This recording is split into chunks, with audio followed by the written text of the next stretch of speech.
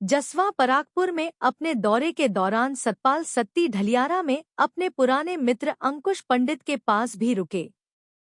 यहाँ दोनों ने पुरानी यादों को ताजा किया और आपसी चर्चा की।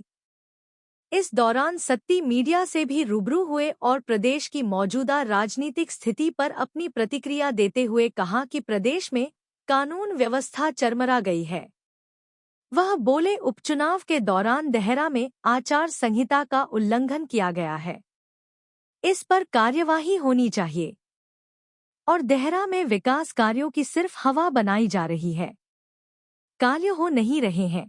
भारतीय जनता पार्टी के जो नए मंडल बने हैं उन मंडलों की इन दिनों मीटिंगें चल रही हैं। उन नए मंडलों में कार्यकर्ताओं को आगे किस तरह से काम करना है और प्रदेश के अंदर जो हमारी पार्टी से विरोधी सरकार है उस सरकार की क्या क्या नाकामियां हैं, उन नाकामियों को जनता तक कैसे पहुंचाना है उसकी रूपरेखा तैयार की गई है। उसी कड़ी में मैं आज जसवा परागपुर विधानसभा क्षेत्र के दोनों मंडलों की मीटिंग की है।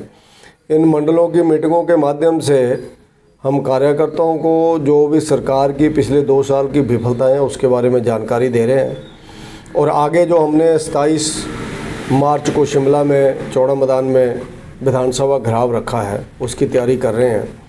तो उसके नाते 10,000 से ज़्यादा लोग उस दिन शिमला में पहुंचेंगे और वहां पर इस सरकार की नाकामियों का पर्दाफाश किया जाएगा। और भारतीय जनता पार्टी ये मान करके चलती है कि जब से सुक्खू जी की गवर्नमेंट हिमाचल प्रदेश में आई है तब से हिमाचल प्रदेश के अंदर लॉ एंड ऑर्डर की स्थिति बहुत ख़राब हो गई है। हिमाचल प्रदेश के अंदर नशे का कारोबार बढ़ा है।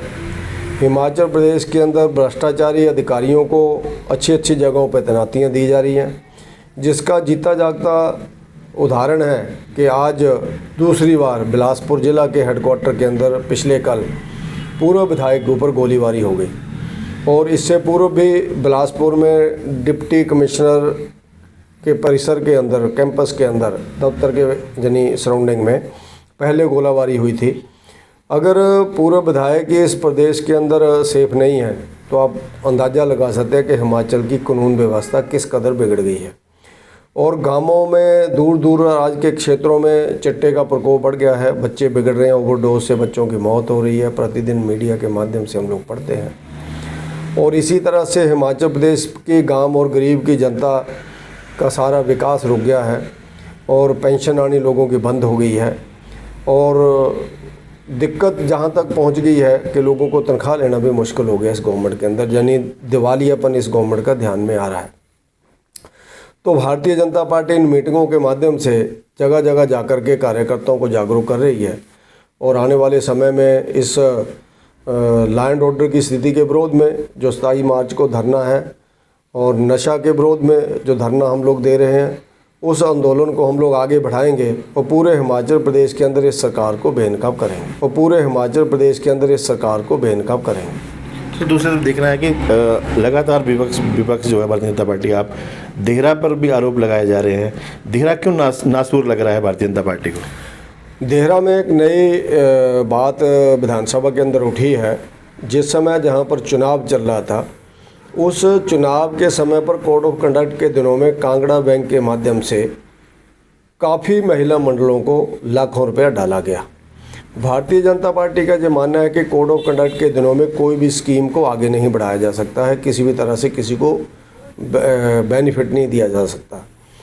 तो उसके नाते हमारा ये मानना है कि जो 50-50 हज़ार रुपया सैकड़ों महिला मंडलों को देहरा विधानसभा क्षेत्र के अंदर डाला गया, वो कैश फॉर वोट है, यानी नोट के बदले वोट उस समय खरीदा गया है।